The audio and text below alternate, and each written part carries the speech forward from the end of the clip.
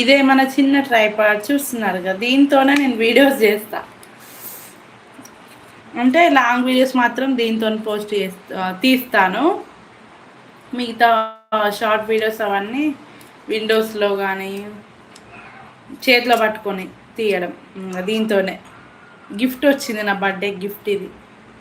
దీంతోనే నేను వీడియోస్ అంటూ చేస్తున్నాను డైలీ. దీంతోనే వీడియోస్. ఈ చిన్న ట్రైపాడ్ ఎంత బుల్లి ఉంది చూసారు కదా, సెల్ఫీ స్టిక్ విత్ ట్రైపాడ్ అనమాట. వీడియోస్ అనేది దీంతోనే మనవి, డైలీ వీడియోస్ దీంతోనే.